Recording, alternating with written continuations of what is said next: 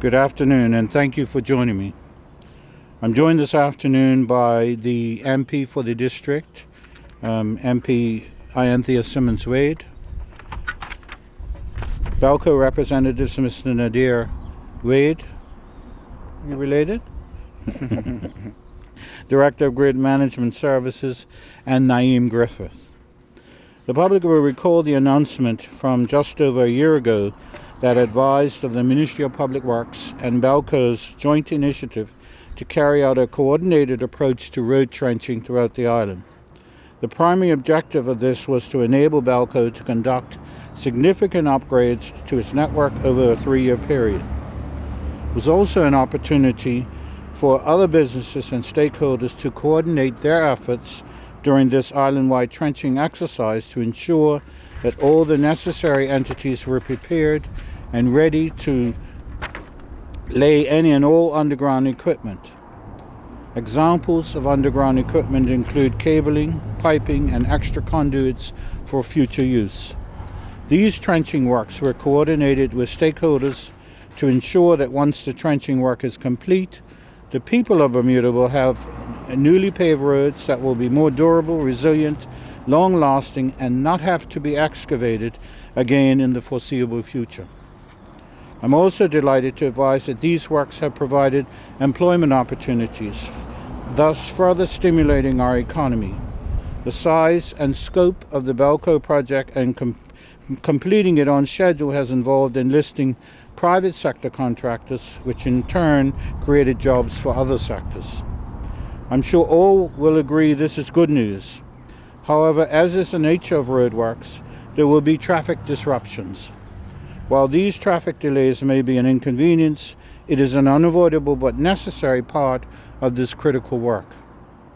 Therefore, we will continue to give as much advance notice as possible and keep disruptions to a minimum so road users may consider taking alternative routes during this period. On behalf of the Government of Bermuda, BELCO, and all the organizations involved in this effort, I apologize in advance for any inconvenience caused and again ask for the public's patience and full cooperation as we continue carrying out these critical infrastructure upgrades. This short-term pain will lead to long-term gain. So when the time comes and you find yourself sitting in traffic, frustrated with the delay and wishing the traffic would move along, I ask that you take a moment to consider the immense benefit of these works to all road users and the general public. Following these works, we will have a far more secure, reliable, state-of-the-art infrastructure for all, and probably most importantly, we anticipate no need for future road trenching for many years to come. At this time, I'd like to recognize the hard work and dedication thus far of Mr. Leighton Rahman of the Ministry of Public Works, Mr. Nadir Wade, and Mr. Jonathan Pedro of BELCO, who have worked together throughout this project and I expect will continue to do so to its completion. I'm confident that all road users and the public will be pleased with the eventual outcome and reliability. We are here today to announce the next phase of the project, which is to renew BELCO's existing high-voltage cables from this substation at Belmont to Camp Hill. This work forms part of BELCO's overall program to renew its aging infrastructure and will be carried out in 5 phases, with the first phase being from this location to Longford Hill. The existing high-voltage cables are aged and past due for replacement, which has resulted in several outages in the area over the last few months. Failing to replace these cables expeditiously would likely increase cable faults and outages in the western part of the island. Alongside the BELCO works, the Ministry of Public Works will be carrying out a long-desired road widening project in Warwick Parish. Currently, Middle Road from Burnt House Hill to T.N. Tatum School has a narrow road width that does not allow for 2 buses to pass without taking extreme caution in some areas. To address this issue, the rock cliff on the southern side of Middle Road near Greendale Lane will be excavated to expand the width of the road and placement of a sidewalk. The minimum roadway width would be 10 feet with a 4-foot sidewalk on the southern side. I've probably had more complaints from members of the general public about this stretch of road than any other. We've had to negotiate with landowners to acquire the necessary pieces of land to make this work possible. These roadworks and new sidewalk will be an improvement for pedestrian and the motoring public. These works are estimated to begin shortly. I now ask Mr. Nadir Wade from BELCO to provide some specifics on the BELCO works. Thank you. Thank you, Minister. For more than 100 years, BELCO has been providing power to the people of Bermuda. During that time, we have installed hundreds of miles of overhead and underground and even undersea cables connecting homes and businesses across the island. As power needs and technology progressed, this grid infrastructure has been upgraded and replaced. However, there are parts of the grid that are now over 60 years old and in need of replacement. As part of BELCO's 5-year capital plan, we are making major infrastructure improvements to our grid that will serve our customers into the future with more reliable, safe, and cost-effective electricity. The upgrades we are making will also ensure that we accommodate large and small-scale renewable energy to be safely fed into the grid, from projects such as the solar finger installation at the airport and residential rooftop solar.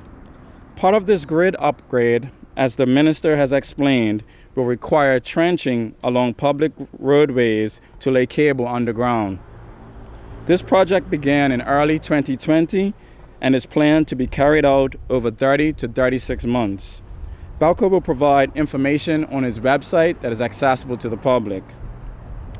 The project began last year in the East End with trenching from the substation at Aleph International Airport to Mullet Bay, St. George's. We are now moving on to the next phase with trenching from Belmont Substation all the way to Morgan's Point. We are planning the work to create as minimum disruption as possible, as stated by the Minister. I am pleased to reiterate what the Minister has said about cooperation with government and other utilities to ensure that they can take advantage of the trenching and install any other infrastructure that may be required at that time. This will ensure roads that have been trenched and newly paved won't be dug up again for the foreseeable future. On behalf of the entire BELCO team, I would like to take this opportunity to ask for the public's understanding and patience as we complete these critical infrastructure upgrades that will ensure a more secure and sustainable energy future for Bermuda. I'd also like to take the opportunity to thank our BELCO team and our team of contractors, including Naeem Griffith and his team, and Jonathan Pedro as the project manager. There's a lot that is required to undertake such an extensive project, and it takes a lot of collaboration, and I just want to thank all parties for being a part of the process. Thank you.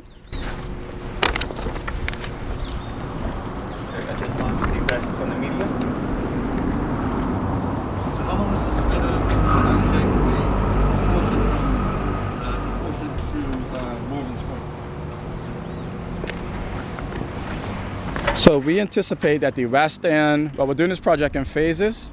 Yeah, so as the Minister mentioned, this is the first phase. And each phase is being coordinated in such a way that minimum disruption is the aim, right? So the first phase will take about 6 weeks, and then all the way to get to Morgan's Point is going to go into 21, going into 2022. But the project will be phased such that disruption is minimized, and alternative routes of transport will be coordinated between the Ministry and BELCO to meet that objective. This is what's part of the $5 million upgrade? This project is a $43 million transmission upgrade. That's throughout the entire island, from the East End all the way to the West End. And so, is there one part of this island that's more complicated than the other? No, essentially the East and the West are mirror images of one another. And so essentially, and they also have the same edge cables. So we're actually doing it all at one time. And then in the middle? In the middle, we have National Stadium to flats, and that kind of builds the infrastructure for the entire transmission cable upgrade as it relates to the oldest cables on our network. Any other questions specifically for me? Yeah, I guess I'd be interested in hearing. So there's other utilities involved, I'm guessing, waterworks and the like. Can you give us an idea of some of the other companies that are going to be piggybacking on this work? There's a number of infrastructure companies that are involved. I won't necessarily go into who and where and what. However, anyone that is into infrastructure, as the minister has said, is that the idea is that everyone gets into the trench at the same time in order to minimize any excavation works in the future. Yeah. I guess when are we going to start seeing the digging? It's going to go ahead around here pronto? Yeah, so Belmont, the immediate area of Belmont to Kemp Hill will start in the first phase, as the minister mentioned, kind of going towards Longford Hill.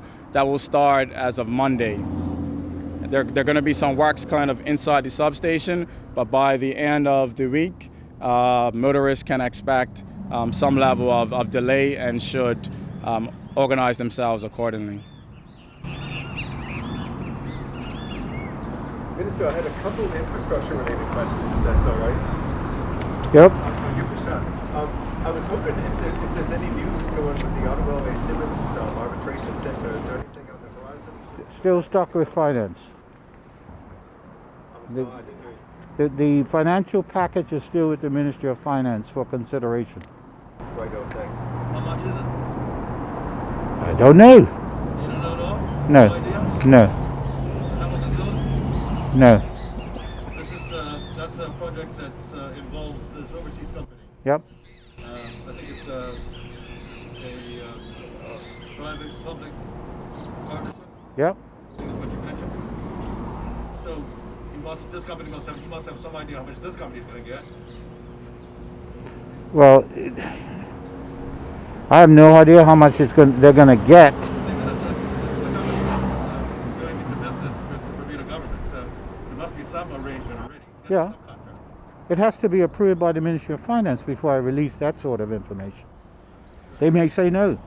We may have to go back and negotiate. That's the nature of the beast. Can you give us some idea of how much, you mentioned that this will create jobs. So, any idea how many jobs This project? you mentioned in your speech that you... Yeah, he can speak to that. So I won't actually give numbers that I don't have at this time. However, right now we have 4 contractors that are active. So they've been working down in the East End. We have plans to bring on 2 more contractors, and each of those contractors have multiple crews working in specific areas. So the way we look at it in support of the economy is to engage as many contractors as possible that are actually qualified and certified and have the equipment and the requirements in order to be able to accomplish this work. So we're engaged in a number of contractors, and the way we look at it is that if we didn't have this project going, we're one of the biggest infrastructure projects going on at this time, so we're happy to help support the Bermuda economy and our construction industry, which may not be as active. So I just have one last thing. I just wanted to ask about entry down onto Elbow Beach. I had a bunch of folks sending me pictures of it. Yeah, they got to wait. There are a number of infrastructure projects in the country that require attention. That one is on the list for the stimulus package that is the pre-qualification just ended on Monday. And so it'll be high on the list to be addressed long before the summer. Thank you, sir. Last one I had, Mayor Doling the other day mentioned something I'd never heard of before, which he called a training wall. It's a town cut leading into St. George's. He was optimistic that might be added to a list of infrastructure projects. I guess it's a rock wall that's got eroded, I suppose. Is that anything that's on the radar for the ministry? Is it too early to ask? We meet with both corporations on a regular basis. I'm not aware of that item, but I suspect that they will raise it with us, and we will see in the upcoming budget if there's funding to be able to do it in the upcoming year. Thank you, sir. Minister, you mentioned that Public Works obviously is involved in this project. So is that additional funding? Is this a separate contract or a separate funding that you need, or is it part of the existing budget? It's part of the existing budget in terms of the wide roading. We do wide roading as a matter of our responsibilities. So we're piggybacking with BELCO on the piece of land between Tatum and Price Right. It has been a bugbear for a while for all of us who live in the West. There isn't a week that has gone by where somebody hasn't mentioned it needing to be repaved. We refused to do that because we knew what was coming, because that's a waste of money. And so Public Works will bear the cost of the road widening with our own staff, and that'll be our participation with BELCO. But as the roads are public property, there's regular collaboration and coordination with BELCO for this entire project across the island. In some cases, we are going in the ground with them in the trenches, especially in the east. That area around Southside leading into St. George's, we are putting in water, wastewater, and sewage pipes at the same time.